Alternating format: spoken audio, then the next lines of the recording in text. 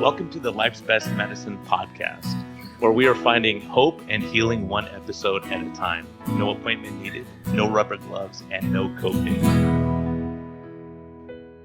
Just a healthy dose of life lessons to help equip you for this wild journey we call life.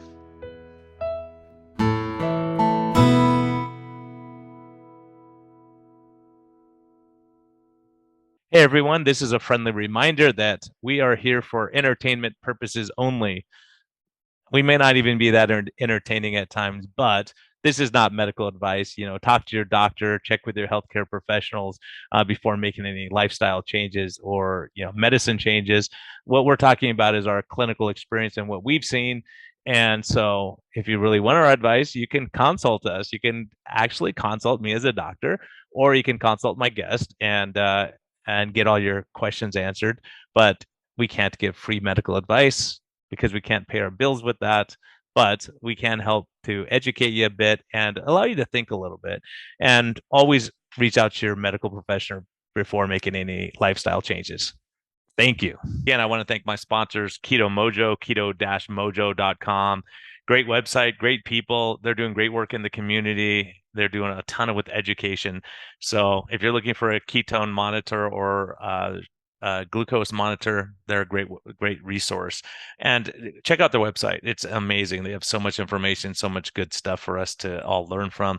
Also, of course, health code, gethealth.com, GETHLTH.com. Discount code MetHealth through this podcast and for metabolic health. They still have great chocolate and vanilla shakes and vegetarian offerings for those so inclined.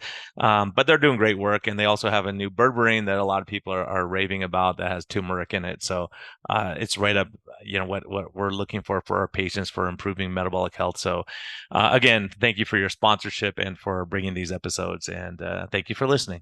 Hello and welcome back to the Low Carb MD podcast and Life's Best Medicine podcast. I already have a pre-feeling that this is important, and I want to get it out to as many people as I can.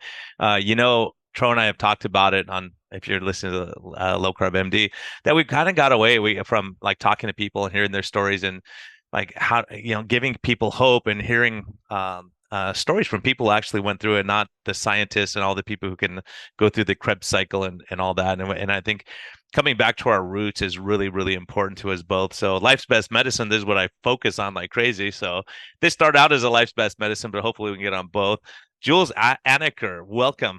Hi, thanks for having me, Brian. So really we just met. So awesome to have you. We just met in San Diego. So tell people how we met and what brought you there, actually.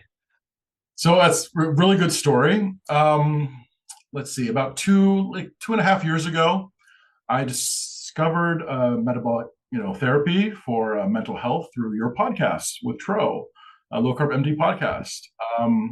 I had been physically and mentally handicapped since about 2011 and fully handicapped by 2016. So the day I listened to your podcast, I was in the fetal position of my bed, thinking that I wasn't going to make it to 40. I just had constant, horrible images in my head and just, constant depression or horrendous mania. And I've had that, since I was 17, but as I got older, it got worse. And I was literally just curled up on a ball in my bed, listening to try to, take my mind off the fact that I couldn't really do anything.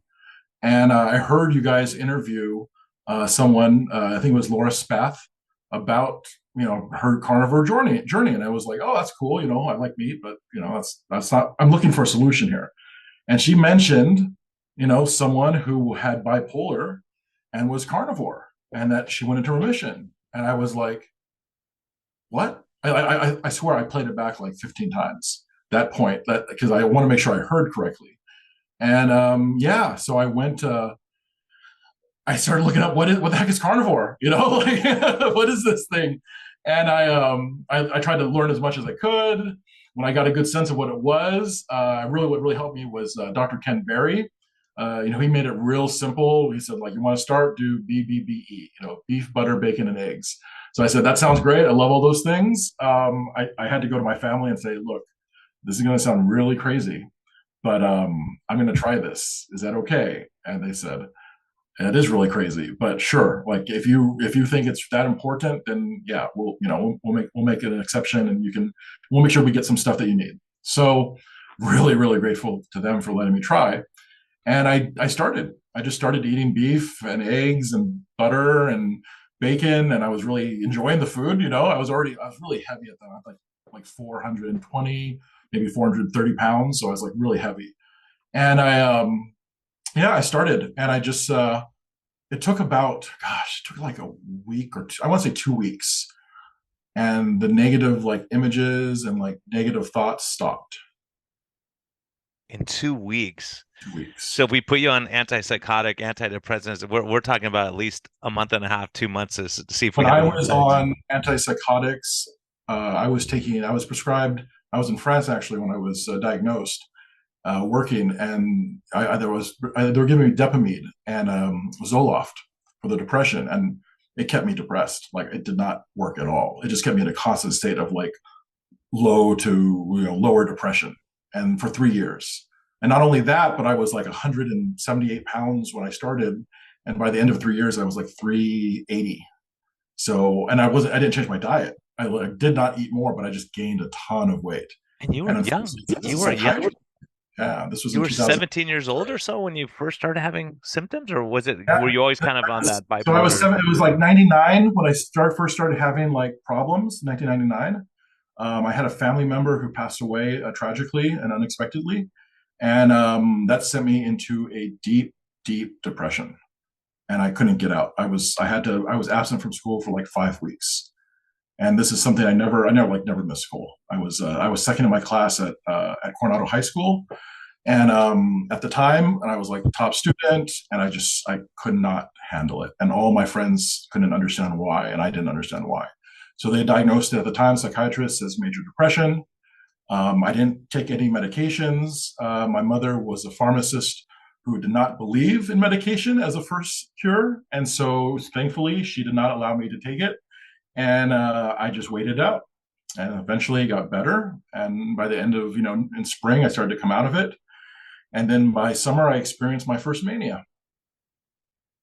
Wow. And what was that like? What was that like for your family and you? Well, I decided without really any reason to quit school.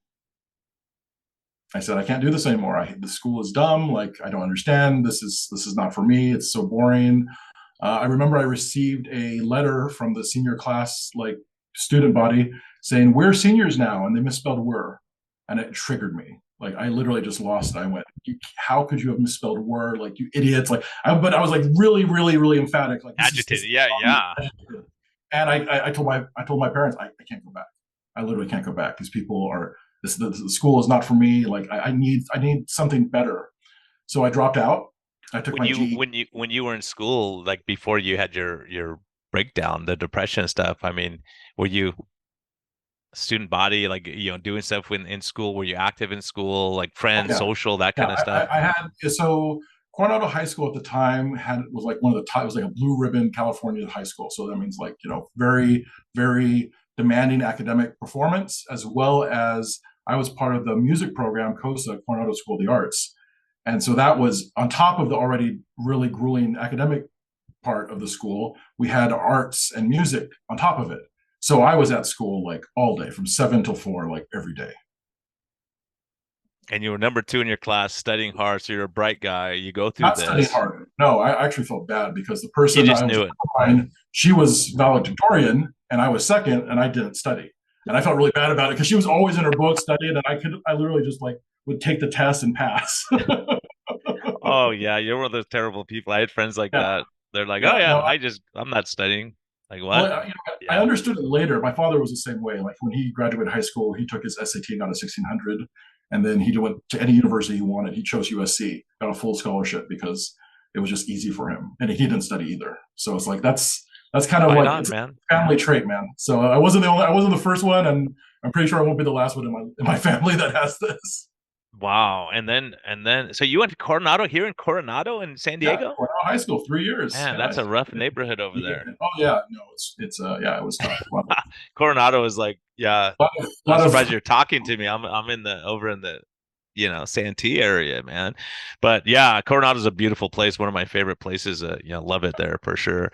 So that's home. But awesome, man. So then you go through that, you get depressed, then you get on the meds, then you have a manic episode. In And then summer, how long drop did out. that last? Oh, probably, I would say probably good 2 or 3 months. Like I was just, like speaking fast, and I did, of course, I didn't know what it was at the time. And then I just, yeah, I told my parents I'm not going back. I dropped out. I withdrew from, well, I had been like already waitlisted in all these colleges because of my grades and my academic performance. And my father, like really, really freaked out because he was like, what are you doing? I don't understand. You worked 3 years so hard for this, and you're just going to leave it? Like, how can you do this? And yeah, I mean, but I convinced my mom that I needed this, and so she convinced my dad to let me, and I did. I dropped out. I took my GED without studying and passed, and I went to Grossmont College. Wow. Yeah. Yeah, that's in my neighborhood over here. Yeah. So you went there, and how did you do mentally during college? In the beginning, it was great because I only studied things I liked. I didn't have to take any, prerequisites or other classes in the beginning. I studied. I started off with like I love European studies. I was always fascinated by that. So I studied European history, languages. I studied German, French, and Spanish at the same time. I thought that was fun. I was able to compartmentalize my brain, like keep them separate and not mix them Yeah. up. So, at one point I was taking like 18 units, which was really stressful. And then, yeah, that's what I did for, like 3 years, two And years, 2.5 years. and was your weight high during this whole time, or did it come back Oh, no, down no, after? I wasn't on any medication at the time. I was like really, really thin, muscular. I used to run like 10 miles every morning at the beach. So like, no, I was in great shape at that time. Okay, man, don't keep us suspended. What happened next? Okay, so yeah, after that, I got an opportunity to go to France, study like a kind of work study abroad because I didn't want to ask my parents for anything. They had supported me for so long, and I just said, I want to do this on my own. I don't want you guys to pay for college. I want to pay for that's why I went to Grossmont in the first place. I want to pay for college myself. So I found a work study program. I left. I worked in a little town outside of Strasbourg in France as a teacher, teaching assistant, and a teacher. I also taught. They realized I had some like skill with business and communication, so they had me teaching like the preparatory school business program. So it wasn't high school students; it was literally like a preparatory school, kids who had graduated and were going off to like different professional degrees. So I started teaching that, and I did that for it was like a 6 month contract, and I loved it. I absolutely loved it. It was amazing. I got to learn French. I think the first thing I could say was correctly was like salut, like hi. I could say it so well that French people were like, "Oh, I thought you were French." But yeah, it was good. It was good. I did And you that. were mentally stable through all this. No, I wouldn't say mentally stable. I mean, I had my ups and downs throughout college, like always a cycle. So the cycle Cycles. for me Okay. would start summer, I would be high, fall, go down, winter depression, then back up in spring, and then summer high. So I always had to like preload my classwork. I would try to do everything, all the reading while I was high, like in that high hypomanic state, before I knew I was going to crash. And then I would just coast through until spring, pretty much just try to make it through. And then in spring would come back, I'd take my finals and do really well. And a lot of the teachers actually at Grossmont were really understanding. They would let me be like the teacher's assistant because they saw that I really didn't need to study that much. And so, they would make exceptions for like the tests and things, letting me take the test later, because they would see that I had problems. So I was really, actually, really, really fortunate to have those professors. And it was great because they were the same professors. They all taught at like San Diego State. So I was getting the same education at San Diego State for, next to nothing. Yeah, that's awesome, right? A lot of them do that. It's amazing. I have professors as patients, and they're in like three or four different schools a lot. Teaching the same subject matter. And you're right. If you can get that much cheaper, that's the way to go. So you during this time, were you medicated or were you on a mood stabilizer like lithium? Nothing. Like they just like once you had your manic episode, you just came off everything.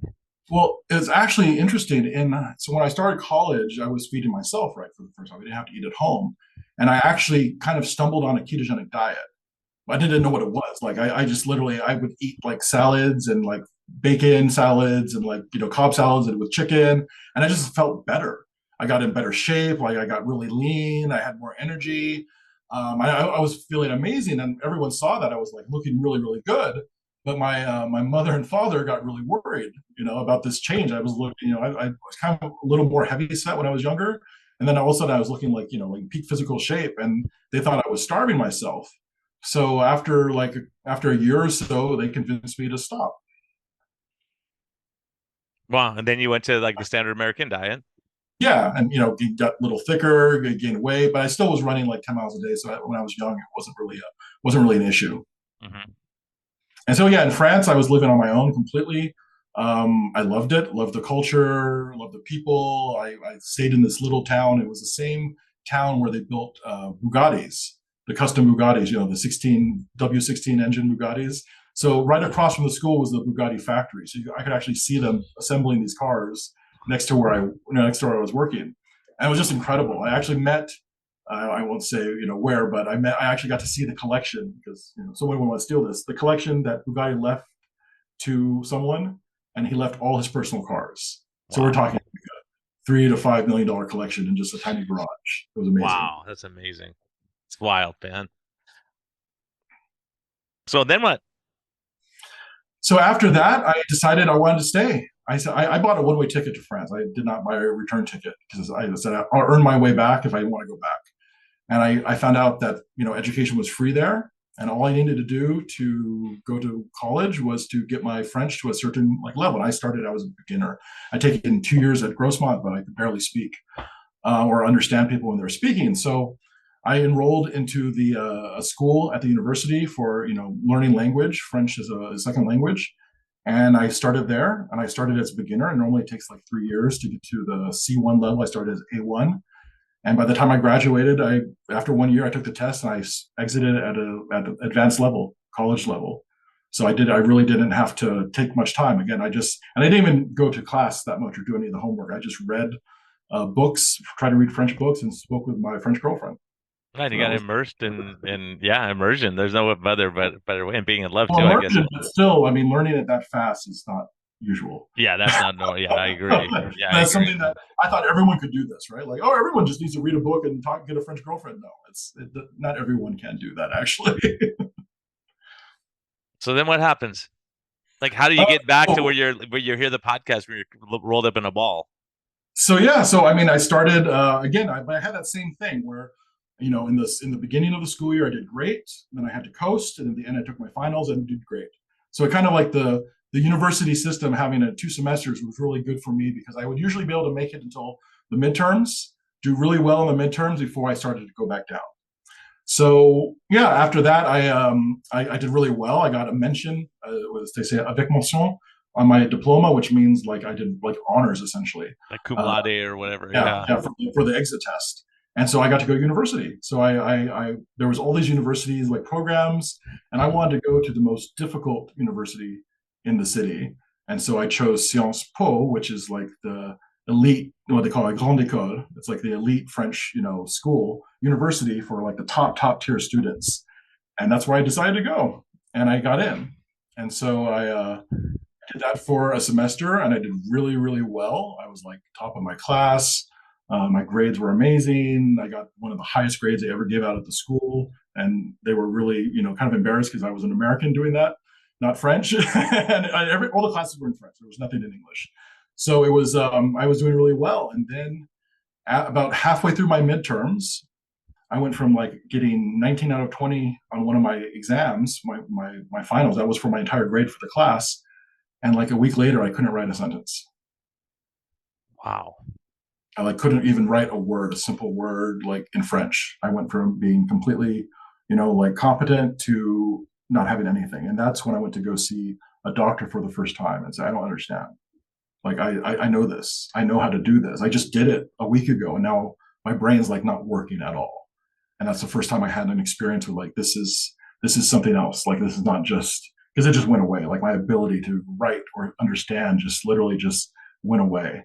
And so I went to see a doctor, and they sent me to a psychiatrist, and I did not like him at all. And so then I found a psychologist that I could actually speak with and was listening to me, and I started working with her. And she really helped me to understand what I was having, which was I was bipolar. Wow, but you weren't having depression or manic. You just lost your ability to. Well, it was depression. I mean, I was Oh, really you were sad. depressed. So you were I was depressed. Okay. depressed also, but it was like a really fast crash. It was like literally like a 1 week to the next. I went from being super competent one day to then just like completely down the next week. And that's what scared me because that's like, that's normally it would like be a gradual slowdown, but this time it was literally 1 week to the next. I'd never experienced something like that fast before. And how did you feel at that? Were you fearful, stressed, or what? Like I what were was your? I felt horrible. I was depressed. Because I couldn't continue. I couldn't take my midterms. Like all the work I'd done for one semester to be really, really top of my class, and I couldn't. And for me, this was like my goal was to graduate. Like if I did well at the end of my first year, I could finish my master's there, which is what I wanted. Right. This was like an amazing opportunity. I thought this was everything. After this, like finishing from one of these schools, it's easy to find work, easy to find a job. And so I was devastated, absolutely devastated. And I had to withdraw. And my professors couldn't understand. They said, "How? Like you've done so well all semester. Why can't you do this?" And I said, "I don't understand. I don't know." And so it was I started working with psychologists after I had to withdraw from that program. That's when she explained to me what it was, and I read the book she lent me by K. Redfield Jameson about Unquiet Mind. I believe that was the name of the book. Yeah, that's where I learned what it was, and it was bipolar. And I read her story and what it was. What her symptoms. I said, "That's me. That's exactly me." And that's when I realized like I have a lifetime illness that's not going to get better and it's only going to get worse. Wow. And with that time, do you think that was just a natural cycle, or was there other stresses going on? Was your Well, I mean, nutrition poor? being in the most difficult like academic program in France definitely did not help Yeah. my mental Yeah. health because I was working. I mean, for a whole semester, I was studying from like dawn to sunset, So like sleep deprivation, nutrition stuff. deprivation, I mean, were you drinking sodas and stuff like that too to get through, coffee, or coffee all the mostly. time on there? Yeah. Wow. So yeah, So it then was you have to tough. drop out. Then what? Yeah, so I'm devastated. Like this was just like Coronado all over again. I said, how?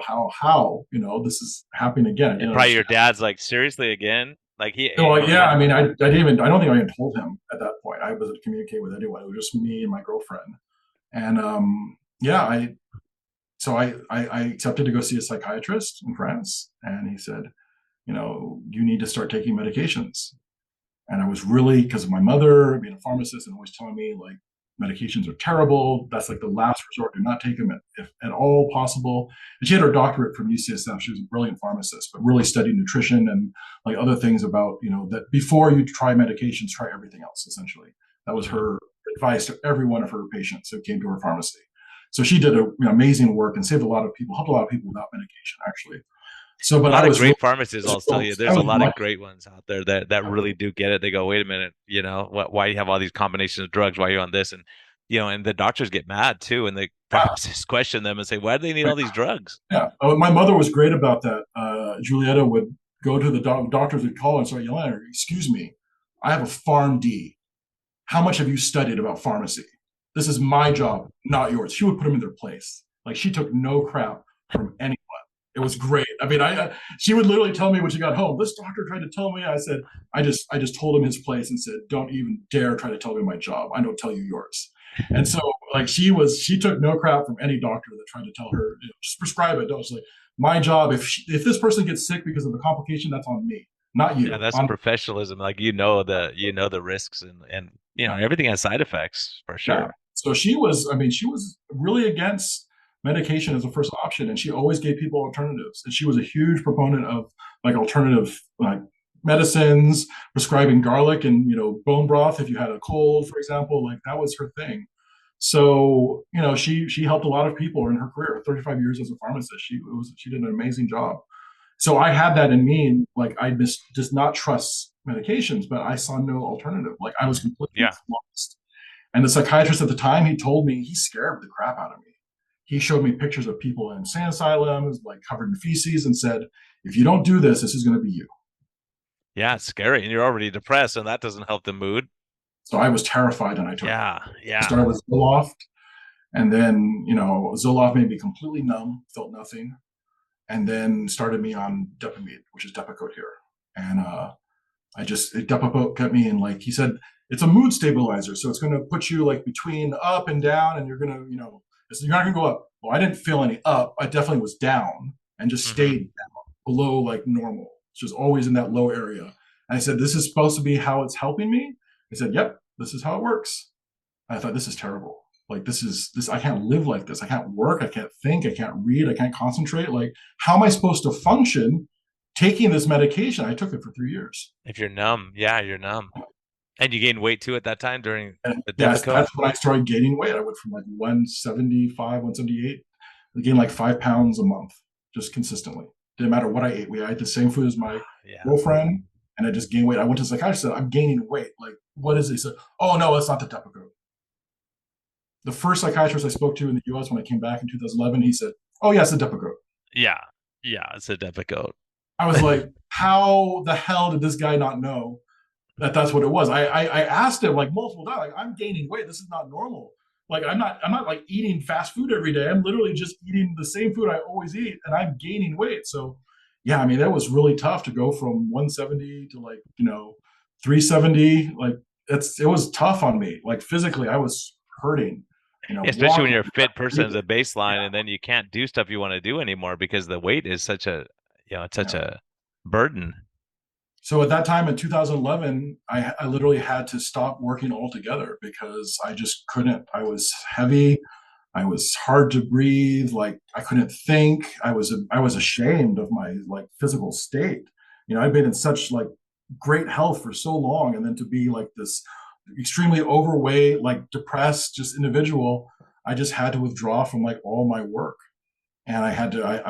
I told my girlfriend, I said, I can't do this. Like, I just can't work. And we decided to move back to the States so I could be close to my parents.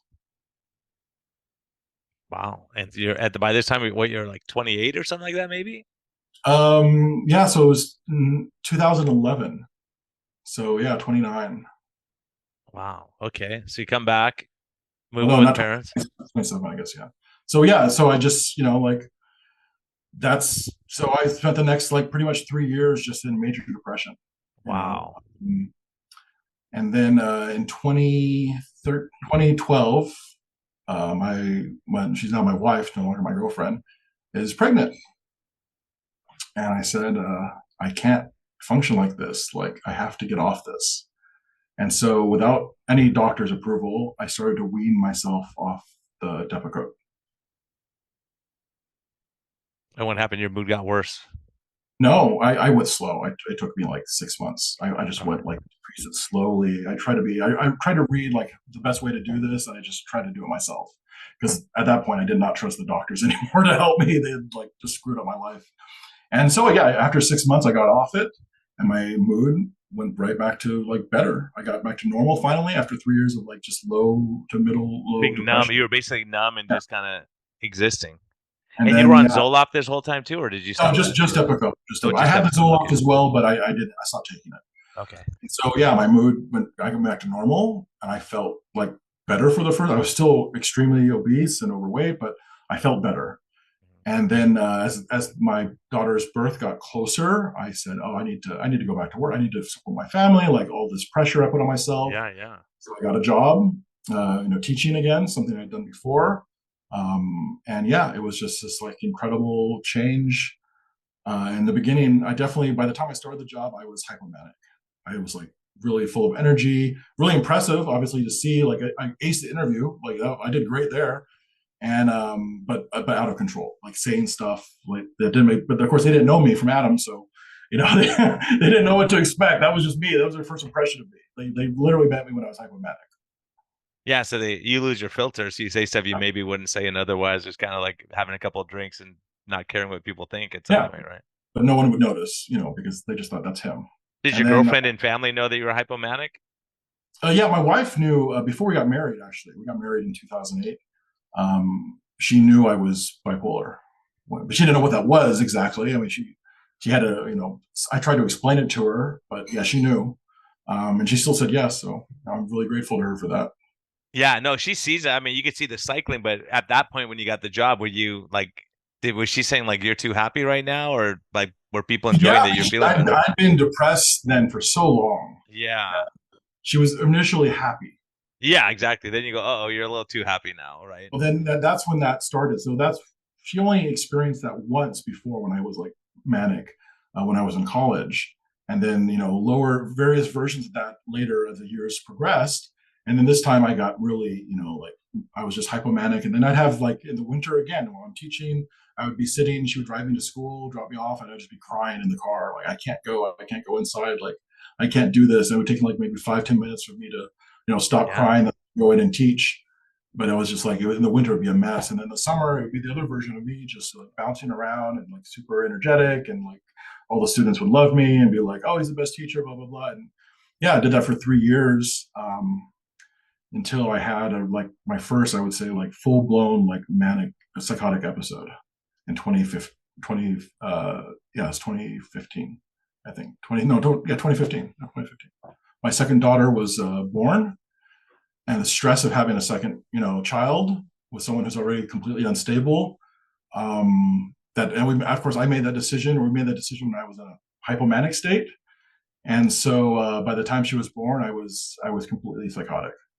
I was just I got fired. I was out of control, saying nonsense to people at my work, and And you may not even remember it now, right? Like oh, you I admitted. remember Oh, unfortunately you most. remember. Oh yeah, no, that's the worst part about for myself is I remember almost everything. Like there was no blackouts. There was no.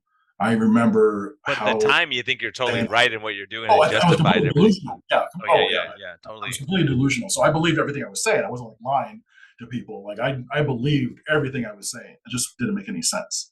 I went Yeah. from this guy who had been teaching for 3 years all of a sudden like to saying spouting nonsense. And so yeah, I had to I had to leave. Like I could not stay there, and I was not welcome back. And Hmm. and then I went back down in the winter depression. And then the second year, I found a new job at a different school. I started teaching, and then the same thing happened again, and I went completely like nuts. And so at that point, I said, "Okay, that's it." I got fired from that job again, and after that, I said, "I can't do that. I'm gonna kill myself. Like if I don't stop working, if I don't stop triggering this, I'm not going to survive another episode. Like I was really lucky to survive the last two, and I'm not going to take a third chance. So I completely stopped all activity, and that actually helped. Not having any stress from work. Stress, responsibility, sleep, all those things that you can catch up Yeah, on. yeah. So I just stopped everything, and it was a tremendous stress on my wife.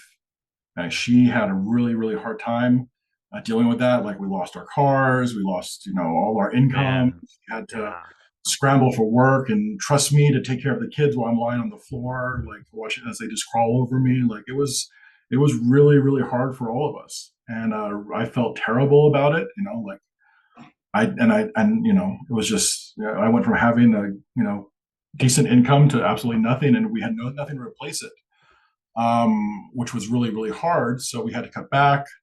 I was very lucky. My parents helped out as well, and I also had income, residual income from some of the previous work I had done. But still, most of my money was locked up I wasn't liquid. A lot of it was locked up in assets. So there were times where we were literally going to the food bank to pick up food because just couldn't. You can't sell like art what you need a hamburger. Yeah, yeah. I'll I had, trade I you. had, a lot of Yeah. things that I bought and properties and stuff that I just could no longer, assets I could no longer, liquidate. So, yeah, it was really, really tough, to be on paper wealthy, but then, in action, cash flow have like almost nothing. And I had friends who helped me out, and my parents helped me out.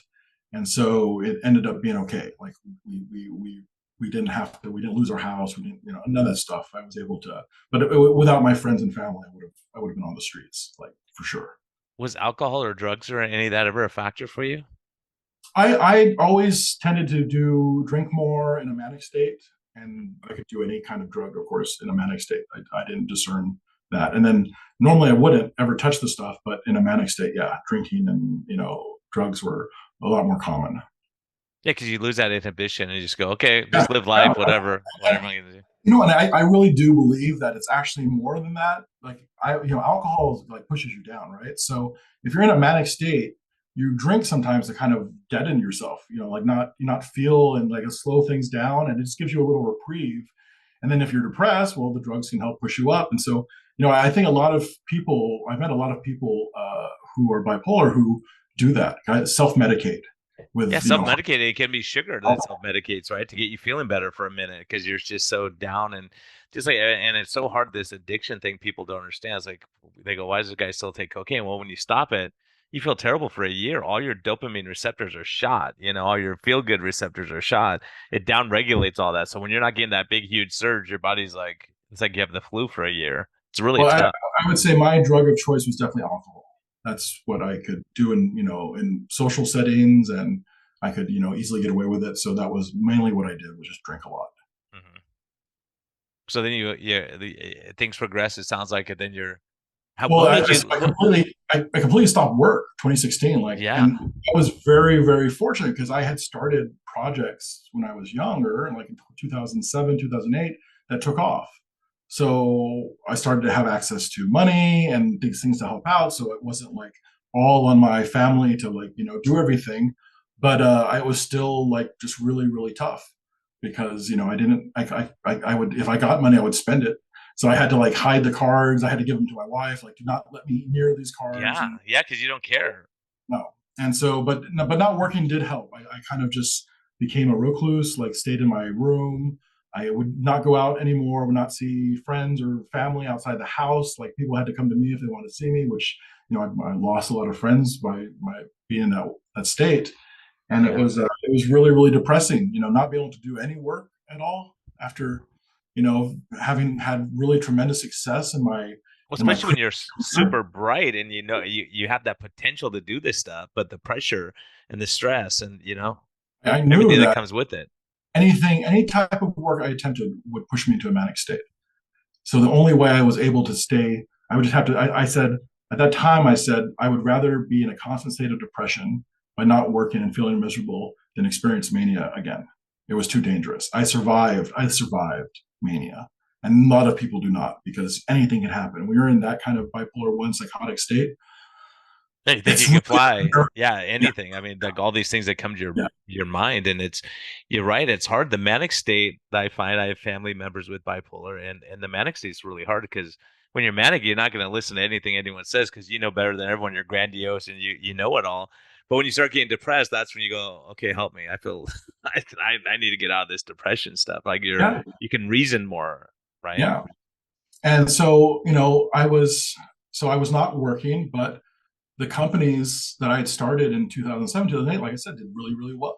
I mean, tremendous success. So I ended up having a really, really good track record in my career without actually working. Like, one of the projects I did turned out to be worth $1.3 billion to a company. And I got a lot of that credit. So it made me feel good, like 2016. Oh, I just made a company 1.3 billion. That's awesome. And then I said, but I'm here and I can't work. And Yeah. everyone else is at the party is getting accolades, and I'm just stuck in my room. Like, it, that was tough. That was really tough. Yeah. No, And it's that was the most I made a company ever. I made, other companies like hundreds of millions of dollars, but to make one company like 1.3 billion, I was shocked it turned out that much. yeah, they would like you if you did that. I think that's a pretty good thing, right? Yeah, Yeah. no, most of the people I worked with, they all actually still follow me. So they didn't like cut me off or disconnect from me. Like, they were all really happy with my work performance when I was working. And that's the thing, when I was in a manic state, I was excellent. Like, I did tremendous work product. Like, my deliverables were always on time. I would come in super early, work all day. I mean, every person I worked for, they loved my work. Like, that work was never an issue. It was always my social life or my friends or family that would take a hit. But my Yeah, of work was, course. I would always really focus just on work, just pour myself into it, putting all that energy into something. And so I received a lot of awards, like, for my work and congratulations. So and so when I left in 2011, part of that was because I did not want to screw that up.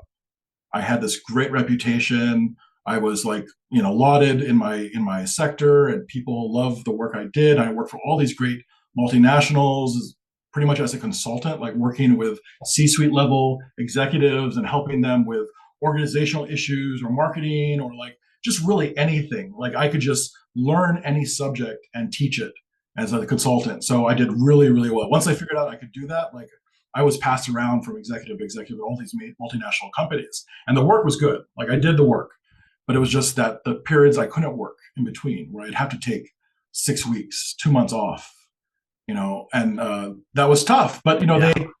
they supported me in that, and I was really really grateful that they did that. And so yeah, it was, but it was tough not having the work. Yeah. Yeah. I mean that, and then you want to contribute. Yeah. I mean, you have finances coming, so that's not so much of an issue. But so then you end up depressed laying in bed. Yeah, so just 2016, right? I projects I had done were doing great. All my partners were in these amazing positions because of work that I had started. I couldn't continue, but their companies were doing great, so I had a lot of goodwill. And then, yeah, I was just really depressed, and that depression lasted, up until I thought I was going to die in a few years. Like I was sick, physically unhealthy, severely overweight. I had lost a little weight when I was back in those like manic, depressed states and the mania. I would work out a ton, so I started to slim down.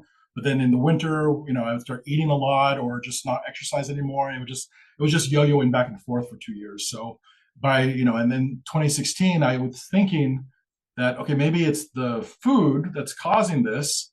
And if I'm fat, I will be, more depressed. I was really terrified of the mania. That was the thing that scared me by far, like the most of anything, was having that mania. So it was really just like, okay, I'm just gonna, be fat and depressed, and that's better than being thin and manic. That was kind of my reasoning. And then how did you hear the podcast? How did you even listen to Low Carb MD podcast? How did you like come across it? How did it, you just randomly listen to it? How did that happen? So when I was in like one of my psychotic states in 2015, I'd actually come across keto. And I thought, oh, this is going to be great. Like, I wasn't thinking about my mental health. I was literally just thinking about losing weight. So I did, a version of something similar to ketogenic diets. Like my ketones were high. I actually measured, I had a keto motor thing. I was measuring my ketones.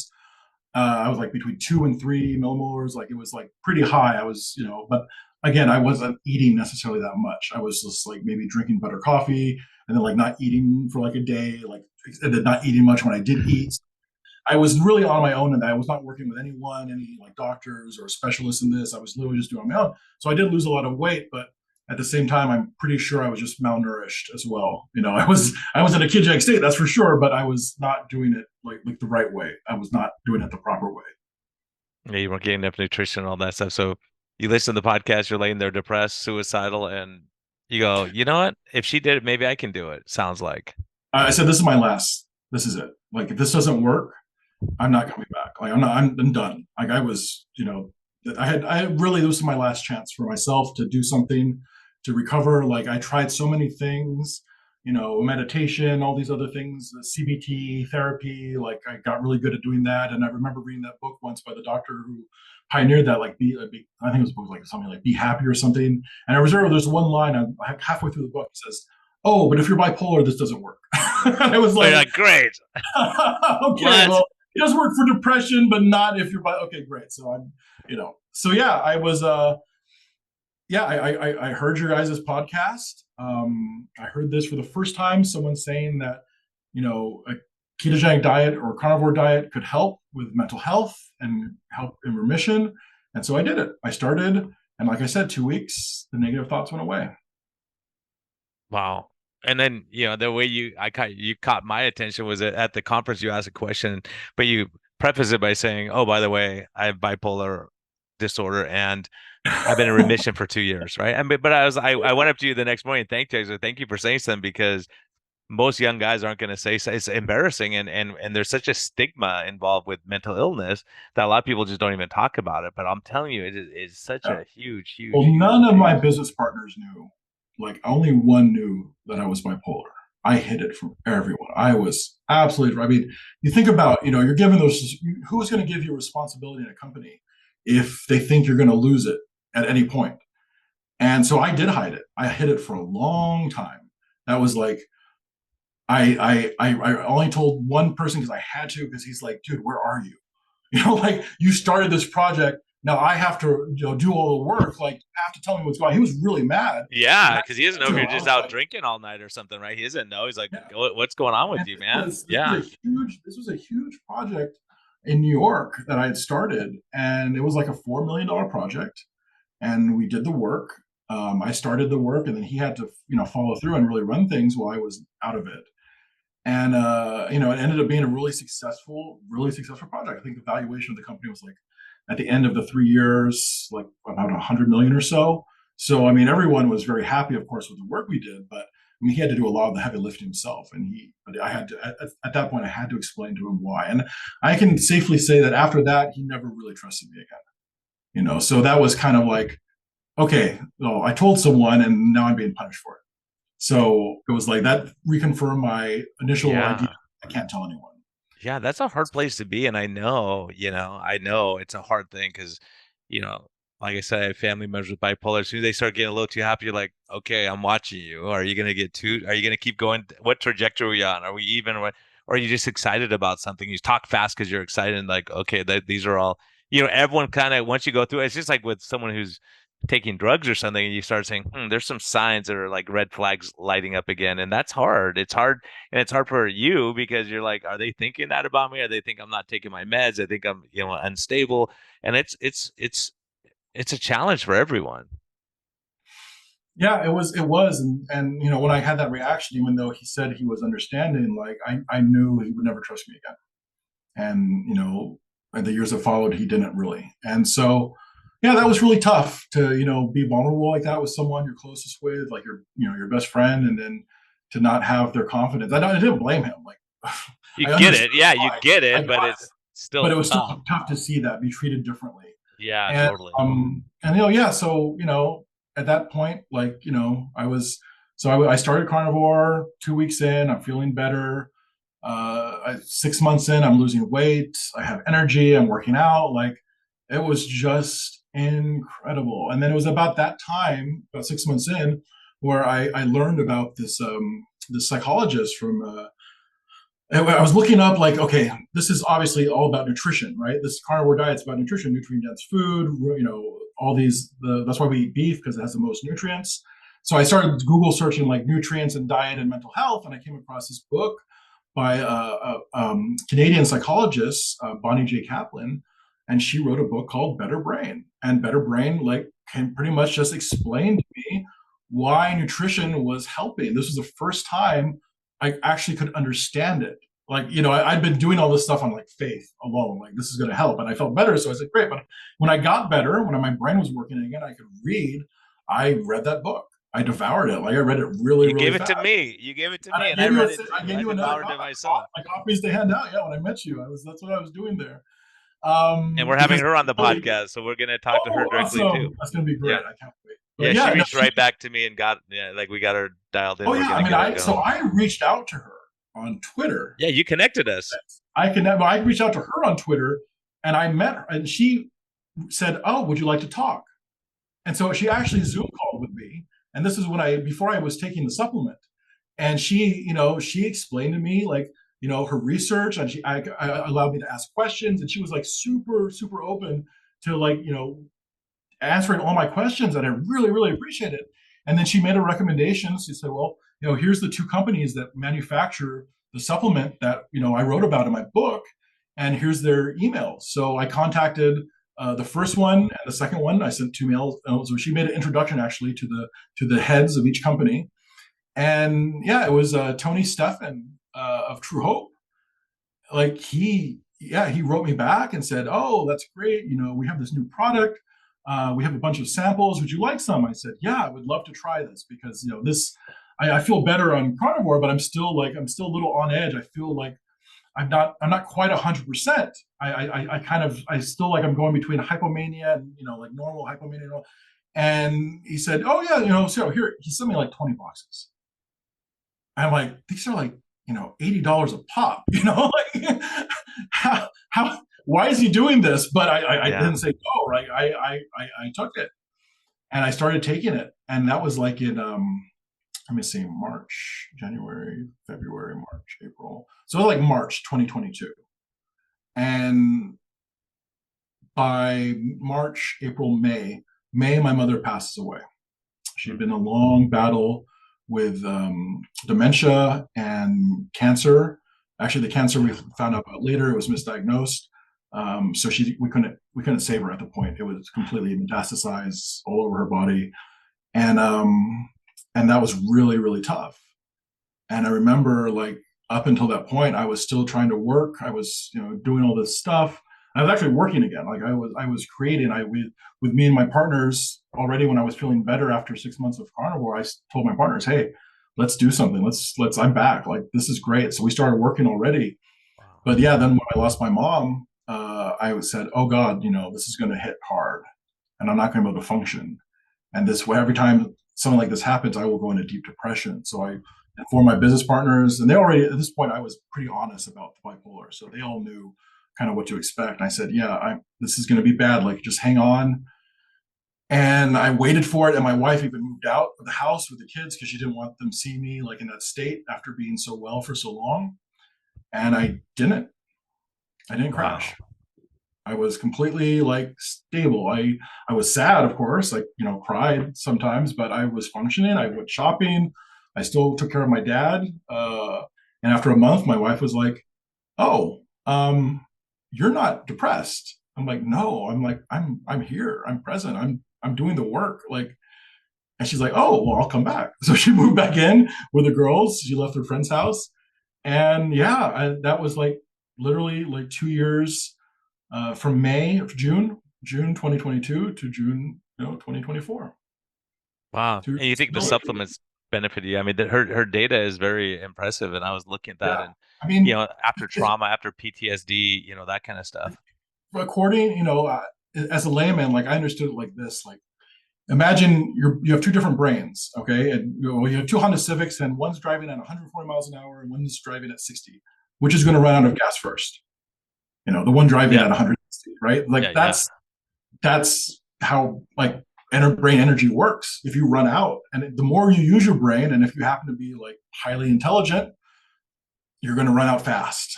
And so I didn't. Like I started two new companies I think it was like May 2022, with my business partners, and one of them was a marketing company that we started in 2008 called MediWeb, a really successful like architecture, design, branding. We did everything. We built doctors' offices, even clinics, hospitals in France. Like my business partner Julian, who started that with me, like he ran it like a boss, like just made it into the top tier like marketing firms in Europe. It was just boutique, like but just amazing quality. We had a waiting list like forever.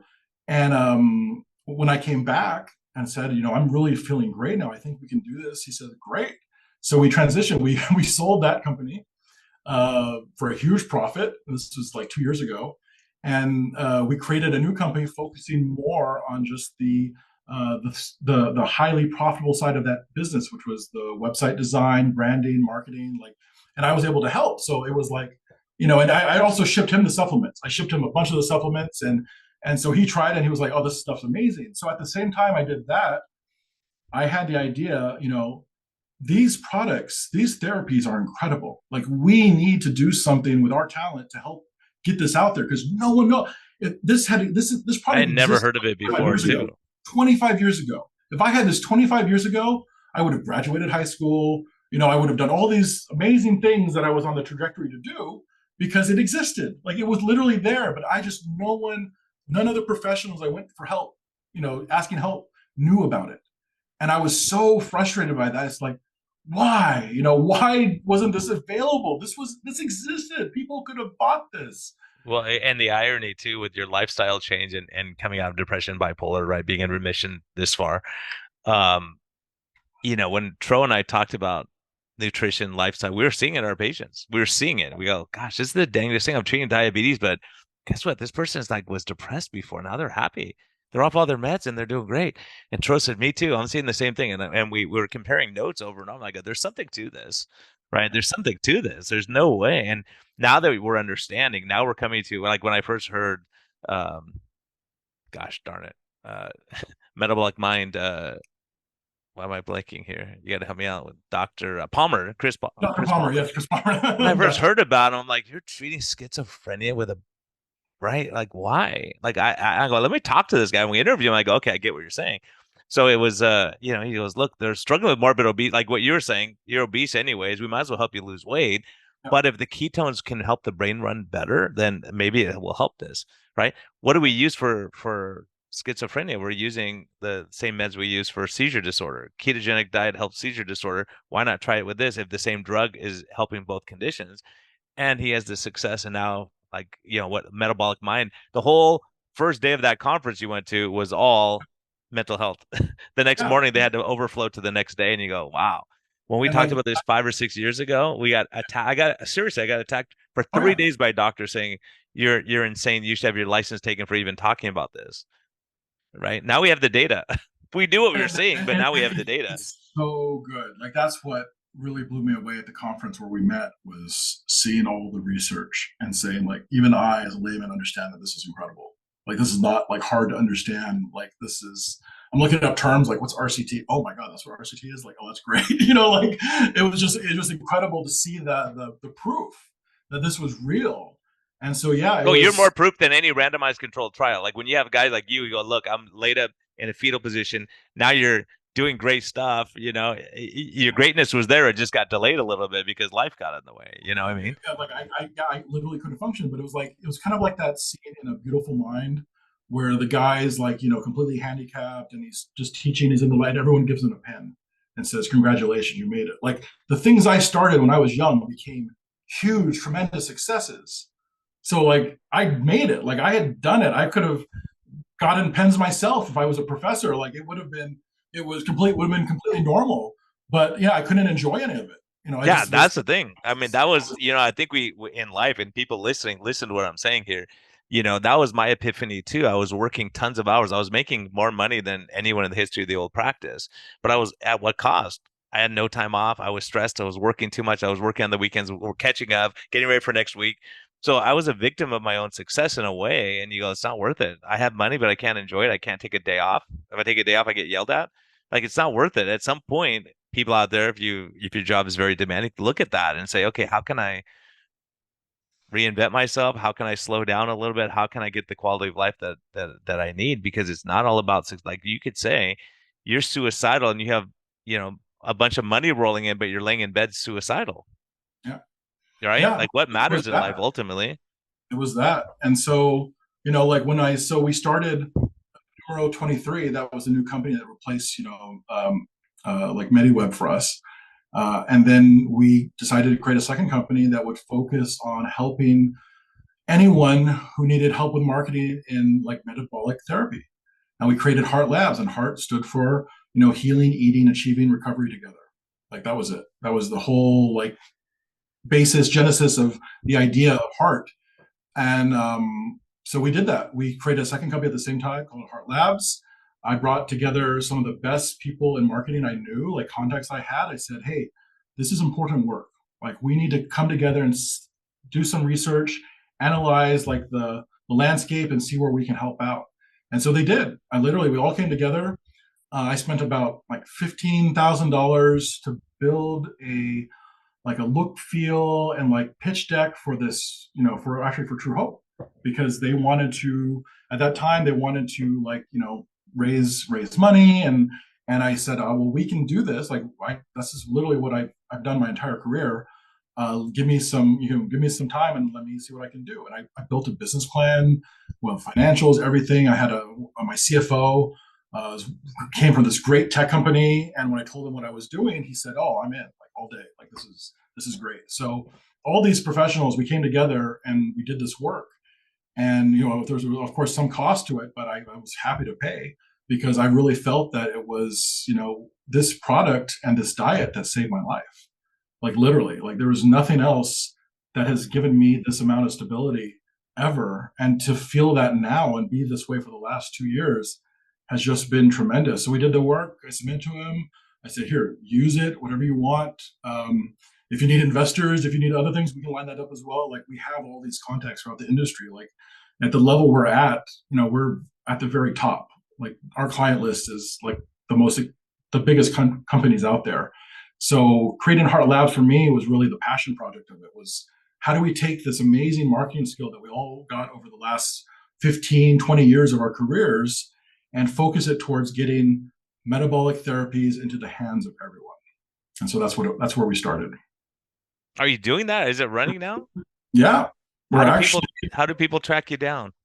So that was our first kind of test, the pilot, where we built that pitch deck, and we decided, okay, this is great, but then my mother passed away, and I said, okay, we have to take a little break because I have to take care of my kids. Mm-hmm. My kids don't have my grandmother, and my father had lost his wife, and I said, we finished the last project, that's all still going great. But I need to take a little time for them to make sure they're okay. Yeah. And this was something I could never do in a manic state. If I was manic, I would have just kept working. Gone out and just continued.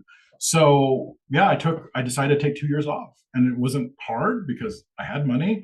Like the strangest thing is, like, when you're depressed, it doesn't matter how much money you have, you think you're like have nothing.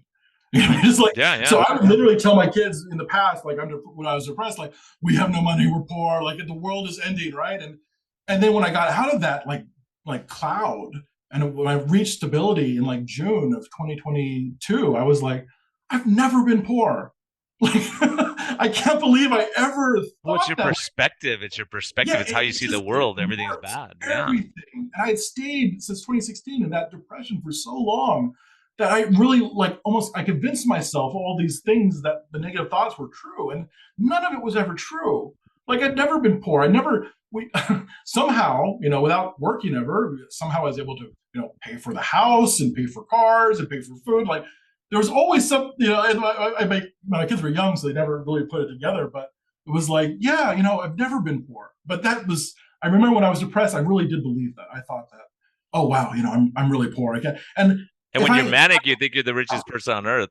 Without asking for more money, right? Like I'll just spend our food budget on clothes and cars and stuff. So yeah, it was just really strange to get that stability. I was like, my brain was coming back, and I was remembering who I was and what I did, and that we have all this money and assets that I had bought a long time ago but never like cashed in. So it was just like these things are coming back to me, and I'm just going, whoa, where was I for so long? Like this is the person I was in like 2007, before the mania and depression got worse. Like that started to come back to me, like this person.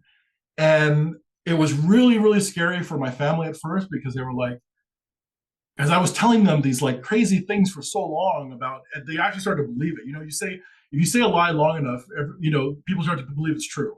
And I just been saying that about myself, talking myself down and all this stuff, trying to avoid mania for so long. And I was like, no, like we have assets, we have money. Like all I would have to do is call one of my friends who I made very, very wealthy and say, hey, can we have your house? Or can we have one of the houses that you bought from our success together? And they'd be like, yeah, of course. Which chalet do you want? You want the one over here? Or crazy, isn't it? We have the house in the south of France. Like I had everything, but I was in my depression. I was so afraid, like to act, like I didn't feel like I deserved it. Like I was just I was worthless. So as soon as I started asking people that I had, made very wealthy, like, hey, can you help me out? They're all like, yeah, of course. Like, what do you need? You need a car? You need this? Like, it was just like, it's like, this technically is half yours. I mean, I've been enjoying it for the last, 4 or 5 years, but anytime you're here, it's technically belongs to the company. So that was like your company that we started together, bro. Like, come on. And so that was like, just like, okay. So I took some time off. We traveled. My kids, got to spend a lot of time in France with their family. And like, their extended family, and my wife's family is just incredible. And they're all most of them are in Burgundy, in around Lyon, and just like the nicest, kindest people. And my kids got to go there and see that they had this huge French family, and they just had the greatest time. And I stayed here with my father because, he was some of it because he was by himself and he couldn't really travel yet. He was still recovering because the toll of taking care of my mother for the last 5 years, slowly as she was dying, was just really hard on him. So my focus was to get him healthy. So I put him on a carnivore diet as well. And over the last 2 years, his health has like improved exponentially. He went from needing a cane or a walker to he walks every morning like unaided. He doesn't have high blood pressure. He lost 60 pounds, with just simple walking. I mean, and his he went to a surgeon recently. He had a problem with his hernia that he's had since he was 20s, but always afraid of surgery, never want to do it. And he had to have it operated on finally. And the surgeon said, we never do operations on someone who's 78 years old for this kind of operation because they won't survive it. And I'm only doing it because your father is in impeccable health. Like his numbers are all across the board amazing. And my father told him what he was doing. He's like, well, whatever you're doing, keep doing it because I've never seen someone like this at your age like this. And so my father had a big smile. He was like, big confirmation. And the last 2 years, my kids as well. We've all been carnivore predominantly. Now and then at birthday parties, they have some stuff. But at home, I do the shopping and the cooking. So I made sure that it was like always pretty much just meat-based, like carnivore. It was not, at most ketovore, but always carnivore options. And yeah, I mean, they thrive. Both my daughters got stronger. I mean, my oldest, she's 11 now. When she was still 10, she went to a judo championship. Never taken judo before. Like never did it before. But she was so strong. She won a medal. Yeah, you're telling me, proud dad. Yeah, that's amazing. I mean, I got a picture from the teachers who went on the trip with her, like holding the medal in the air, and she's like smiling because like, and the kids who had been like taking classes before and like maybe a year or more experience, but no one could take her down. They tried and tried, and she actually would have won the gold. But she, after the first match, after beating all these kids, she's like, I just want to stop. I'm good. Like I've proven it to myself. Like I don't need to go on. I can do this. I'm good. I don't need that. Let someone else get a medal, right? Amazing. So no, it was just incredible. So to see my children's health improve exponentially, my father's health, my wife's health, like yeah. And so the last 2 years, I really enjoyed that, and I was really going to take another year off. I was going to slowly this year. I decided, okay, let's start the things back up again. My kids are back in school. My father's in great health. My wife, she finished her degree for teaching last year, so she doesn't need as much help, and she can take some of the responsibilities with the kids. And I said, yeah, let's do this. Like, let's go back. I'm going to take the next year and slowly put everything in place and get the team together. And we're just going to continue where we left off. So I told the people that we started working with, like, it's back on. They're like, oh, great. Like, finally, this is great. But they were all super supportive of the time I took to take care of my family. And I really, really appreciated that. And they did tremendous work in our companies without me, which was amazing. But I wasn't depressed. I didn't leave because I couldn't do it. I was leaving because I did something more important. I was completely functional for 2 years and stable, and that was just incredible. So when I decided to come back, the first thing I said, well, to start this off, I'm going to go to this. I think it was on your or someone else's Georgia Eats Twitter about her speaking at this conference. I said, perfect. I'm going to get a ticket. I'm going to buy some gifts. I'm going to come see you guys, hand out, like presents, and just say thank you for saving my family's life. Like that was literally my whole entire plan.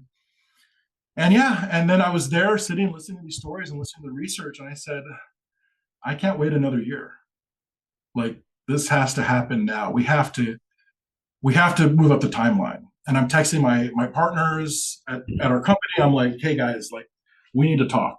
This stuff is ready. Like all the research is done. We have enough research to sell this to anyone. Like I was just the whole time I'm listening and watching presentations, my marketing mind is thinking, okay, this is how we sold this. This is how we sold it. That's what, it's funny because I was thinking that it's like, okay, like when I met you, I was like, okay, these supplements, okay, if we can do this and the diet and the exercise and the sleep and like we're looking at metabolic health and we're saying, how do we make that better? And the amazing miracle that's happening right now is we have people like Robert Kennedy talking about it. We have Tucker Carlson talking about it. We have Joe Rogan talking. You have the biggest names around. They get it. These guys get it. Finally, they're saying, uh-oh, we could really help a lot of people. And the proof is there. And if anyone bothers to look, it's there. The data's there. So I mean, that convinced me to get off my butt and say, let's do this faster. Like I don't need another year to get this done. I'm feeling the best I've ever felt in like my entire life, my entire career. My mind's at 100%. I'm listening all day to these conferences. I'm not getting tired. Like I'm just absorbing it, right? I'm just like, okay, this is it. Like I Well, so I because you see the potential of how many people you can help. Like you know what it's like. I think of all. I mean, obviously Alzheimer's is a terrible disease, and Lou Gehrig's disease, but depression and bipolar are so devastating to people. Like when you get your joy back, like how much money is that worth? Like how much is that worth to get healthy and to feel well and to be able to say I'm playing with my grandkids again, or I can go do things and the tragedy. And this is when I hear stories like yours. I think how many people are either laying in the park homeless or they killed themselves because they went through that patch you went through and they saw no hope, yeah, right? I, And that's why I I like True Hope. I do. like that name because you need Yeah, hope to get out of yeah. that pit. Hope. I mean, his story, Tony Steffen's story, is incredible. He lost his wife to bipolar, and he was losing his kids, and he said, "I have to find a solution," and he prayed on it, and he met someone who worked in nutrition with farm animals, and they said, well, we treat psychotic farm animals with these vitamins, like should we try, see if we can adapt it for people? And that's what they did, and it worked, and that was like 28 years ago. Wow. So yeah, all they did I over didn't the know last there was a big 5 years. psychotic farm animal problem. So now I'm Yeah, well, learning something because here. farm animals, unlike humans, are worth money, so they try to treat them better as far as nutrition. Getting the Yeah. humans, it is come and go, but farm animals, that's price per pound. Yeah, So yeah. yeah, yeah. So they did this, and over the last 25 years, he's just refined it. Before there was like these big, like animal size like pills, right? That's because that's what it was for. And now they've gotten, you saw, it's one tiny, tiny little thing that has all the same, it's the same formula, same 15 vitamins, 15 minerals, amino acids, like all in one. And something that I'm sure you heard at the conference, people kept asking, what's the supplement we should be prescribing? Like, what do you use? And no one really had a clear answer for that. You notice that? That's why I asked the question. I'm like, hey, guys, like, what's your knowledge Well, about this? that's And what I mean. That's what I mean. That's why when we can do these things and say, hey, can we help people like, and the cost compared to so many other drugs, and you go, okay, how many people in the third world could we help that are going through bipolar and depression? And can we get their nutrition right? There's so much that we think about because the more we're around, the more we learn, but the more we realize what we don't know. And that's right, why, reading Dr. Kaplan's book, I was like, oh, yeah, I want to get her on. I want to talk to her about that because she took heed yeah, because some of these big guys like pharma don't like that. Like when you say we could do a natural supplement, we could change your diet, we can get you exercising again, get you out in the sun, get your sleep. yeah, These things that we're talking about are so obvious throughout the history of man that yeah, we say, well, instead of sleeping, we'll just give you this drug and it will help you sleep. This will help you wake up. This will give you this. This will get, and we've gone to such insane, I mean, the effects of sleep deprivation. I mean, all these things we know, right? And like the meat, Casey means, Cali means, what they're doing with metabolic health is huge. I mean, that is, and because it's not all just about what you're eating, like you're saying. You go, look, I went carnivore, I got 80% better, but I wasn't all the way. Now you're gonna do these things, but you just no, think, gosh, if you would have lost all hope and you just killed yourself back then when you yeah. were, you go, gosh, how many I people? lost acquaintances I made, in support groups for bipolar. I lost them. Like they did not survive. So I really do believe that I'm a survivor. A lot of people don't make it to my age with my severe, like form of bipolar. It's terrible. And the only thing that got me through it was like my kids, and my family support. Without that, I would definitely would not be here. That's 100% certain. Did you get Because to meet Georgia Eid, by the way, when you're at the conference? yeah, I gave her a copy of Bonnie's book and a packet of the supplements that I bought myself because I was like, "Do you know about this?" And she was like, "Actually, no, I haven't heard about it, but I'm really interested." So I gave her the book. I gave her the supplement. I said, "Yeah, definitely check Well, it out. It's really I'm cool." gonna be experimenting with half my family, so I've been giving it out too. So getting Yeah, it no, and helping. Like, you know what? it's Whatever just helps, man. like, and that's what I start. What's the genesis of Heart Labs 2 years ago when I started, and we did the work, and it was great. And I brought all these people together from top of their fields. I said, let's see if we can work together and do something incredible, and we did start. And then that was so good. I said, well, let's continue that. Like let's. And so yeah, so the last 2 weeks, I literally just started. Which I pushed up the timeline from 2025 to September 2nd. I said, let's go. And all my team were like, you're going to have to do a lot of heavy lifting. I said, yeah, don't worry. I can lift pretty heavy things. And Awesome, yeah, man. I did. I just moved everything up. I've been, yeah, we don't have our actual, only thing we don't have currently is our website, but the team's there. Like the people are there. We have we can start work like today. Like seriously, we've actually already started. So that's been the really Well, keep exciting me part. posted, man. We'll do a follow up and talk about this. I know you have a lot of big things happening there in Yeah. the on the Yeah. stove right now, getting hot. So Well, yeah, the thing I would I'm say to people excited. is follow my LinkedIn, Jules Anacker. I'm there. You see my face.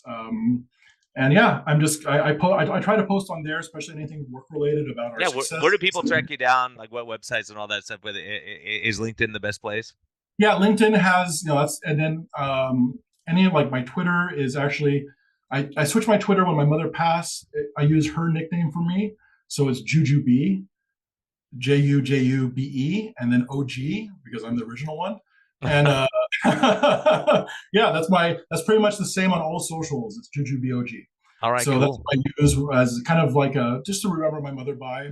So that was her nickname for me when I was little, and I just wanted to, have something that would always reference that. Man, I would Um, have liked to meet her, man. She sounds like a character, tough, tough. she was incredible, and she helped in her career. 35 years of pharmacy, like so many people to get off medications.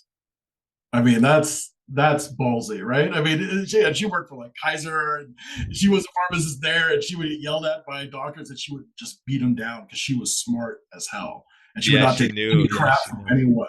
And she knew her stuff, and she said, "You are a literal idiot. I'm not listening to you, and you can't fire me because I don't work for you." And it was just like, man, she was tough, and so she, as patient advocacy was her passion. Like that's literally why she stayed. She almost dropped out of pharmacy school at UCSF. She was finishing her PharmD, and she went to the dean and said, "I can't do this because I don't believe in what I'm going to be prescribing. Like this, I don't believe in filling these orders. I'm reading all this stuff, and it's not helping people." And the dean said, "I know, but what are you going to do if you do help someone, and if you're not there to recommend something else?" And so she said, "Okay, on the condition that I can do that, I'll stay." And that's literally why she started pharmacy, to help What's people who wanted alternatives, to find something they didn't like. She was there to consult with. what's your mom's first name? Julieta, and her last Oh name yeah. is Taralva. It's just like mine. So my full name is Jules John Taralva So Anacker. we're gonna make that a tradition. Every time we stop meds on people, we're gonna say this is for Julieta right here. We'll Yeah, donate it right here because I and that's love why that. I started my company for her, because I knew she was going to be around long, and I said, I'm going to dedicate this Heart Labs to her because she had the biggest heart. And I know she would be here today if she had known what I know now. If we had known this 5, 10 years ago, we probably could have stopped this. So I just want to make sure that no other person, no other family, no other father, mother, children, grandpa, grandma has to go through the same crap. And we have to do this as fast as possible because the need is tremendous, and things are only getting worse in the current climate. It's not getting better. Yeah, we got to make changes. We all agree on that. So anything I could do to help you out, man, I'm so excited about your passion and what you're doing and the supplements, whatever we can do to help people. I think, we all have to I throw would it. say is when you're talking with someone, recommend them the metabolic mind. If I had that resource, in 2016, 2015, I would have been golden. I think I would have had any issues because they make it so simple. Like Brett Shear and his team, they make it so simple to like understand what to do in like almost any scenario. Like you like this food, you like this food. Okay, well, I mean, that's such an incredible resources. And I just like I'm so grateful, to Jan and Matt Bazuki for really spearheading this, and David Bazuki, of course, to allow this to exist. Because without that, it would be really hard to say, "Hey, go check out this doctor and this doctor and this one The over." And and it's they've collectively donated putting it together. Yeah. millions of dollars to help, and they see that how devastating mental illness is. So yeah, anything, she's been on here, you can go back and listen to that podcast with her. She's amazing. And I just love what you're doing. Jules, I got to ask you too, what's life's best medicine for you, man? After going through all this, I think we have some ideas. The listeners are like, yeah, I think I know, but let's see what Jules has to say. Where do you go when things are hard? What got you through the fires of life, and what gives you passion right now? So my family, of course, that was my best medicine. Just the love of my family, my wife, my father, my kids, and then also building a better future for my children. Saying that I can actually do something. It's not just about making hundreds of millions of dollars for corporations or billions of dollars for corporations, but I can actually make a better world for her to live in. And she can live a life without suffering and pain that I had to go through. She can literally just stand on my shoulders and reach heights that I could never imagine.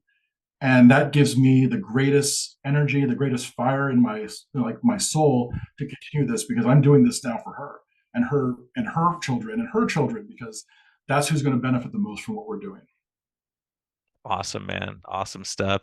Well, we're excited to follow through all this stuff, and everyone listening, there's a ton of wisdom here. I know we went long, but I didn't want to stop it because I like it. And it's my podcast, so I can do what I want. Yeah, So exactly. And actually, I did pretty well. I usually speak longer. I'm very long-winded usually. yeah, it's amazing. And I got you before Tony Hampton. So Tony's getting you in a week or Oh, so. I'm So going to tell him you said that. officially, I got you before Tony, who's one of my favorite guys. And Brett Sher and I actually trained together in residency. Wow. So it's Yeah, yeah. crazy how life takes its spins, and here we cross paths and all that. And he's doing great work from cardiology, and now getting involved with mental health. And there's just such an exciting time. I mean, a lot of us are losing hope, but when you hear stuff like this, you get fired up again, and so it gives us hope. And for We, people out there, struggling with mental health, if you have family members, give them some grace. Go ahead, if I Jules. can give them a little hope, Yeah. what we're doing now with Heart Labs and the people throughout the industry that I've worked with, we've come together actually the last 2 weeks. I've been sending emails out to everyone I know. And I said, I think we can do this, but we got to work together. And so far, the response unanimously has been yes. You tell us what to do, and we are there. And these are from all the people that I've helped, I made successful. I mean, they've all responded positively. And first, they said, welcome back. That was the first thing. And the second thing was, wow, this is what you're doing now. Like, this is what you're involved in. I want to know more. So I've been referring everyone to Metabolic Mind, metabolicmind.org, to learn about it so they can kind of prepare for what's coming next. But a lot of them, I think they already get it. So Yeah. we're going to work. It's going to be hard, but you know what? What's life without challenges, man? We're gonna be following, and I'm gonna be using your stuff, and then come to Arizona Metabolic Health, San Diego Oh, Metabolic Health. We get this yeah, stuff, and it's exactly. amazing what we can accomplish. So yeah, and I'll be plugged in tightly to what you're doing, and Yeah, keep on everyone. the lookout. It's gonna be amazing. We're already getting started. We already got started 2 weeks ago, and it's only getting better from here. I can tell you're a little fired up about it. So Oh everyone, be man, kind I'm to so yourself. fired up. If I could say more right now, I totally would. But you know what? Sometimes the best things in life you got to wait a little bit for. You know? Yeah, well, I'm glad they're rolling your way, man. You deserve it. You're working hard. You're doing good work, and it's just crazy. You get up to ask a question, and here we are. Like, it's amazing. It really is amazing. And thank you for you know the shout out for our podcast. And this is what makes it worthwhile, man. This is what makes it worthwhile. People will never understand. Like, hearing your story, you go, man, we had a little tiny part in this, right? Yeah. And it's amazing. It's an amazing thing, and Without you guys, I would not be here today. If you hadn't had that one episode that I listened to 15 times, that 1 minute section, like I literally would not have tried any of this. I would have just given up because I had already given up pretty much. man, what an honor. That's a blessing to me for sure. And my wife will probably like me a little better, my family. No, I'm just kidding. But what you're doing is really critical. And no, we're Well, all I'm glad not a you're miracle here, maker, man. man. Like, come on. I can't think of everything. No, she likes me no matter what. I don't need that. But everyone, hey, thanks for sticking with this. I know we went a little longer than usual, but this is like platinum level. This is really, really critically important stuff. Mental health is another passion of mine, and metabolic health is part of that. And so, you know, really, like, for your family members, friends, I mean, we're in a disaster right now with drug overdoses and spousal abuse and family discord, and Everywhere. we need any piece of hope we can get. So hold on. If you're struggling right now with mood or depressed, let Jules be an example to you that you can get out of it. You just got to take one more step, try that other thing, whatever it is that works for you, and just don't give up hope. Just Hang in there, guys. We are coming, and we got as a line from Tombstone. We're coming, and hell's coming with us. So we are bringing the heat. We are going to really work to make this a reality, and I will spend the rest of my career, rest of my life, working to make this happen. But I actually work pretty fast, so I don't think it's going to take that long. yeah, you gave yourself a fast deadline. I'm like, that's in a few weeks. So awesome stuff. And everyone, be kind to yourself, be kind to others. Thanks for listening. And Patreon supporters, this is what it's about. Like, this is, you help us to help people like this. This is amazing stuff. So Jules, I have am, a by the great way, I weekend, didn't man. tell you before, but I am a Patreon supporter, so I Oh, got you. you are? Oh, hell yeah. Come on, Oh my man. You gosh, saved man. my You're the life. How man, would I man. go Thank you, support you man. guys? Everyone join Jules, man. Yeah. Jules, It's join Jules. worth it. But thank you, man. Appreciate Weight that. in gold. Thank you. Blessings. Take care.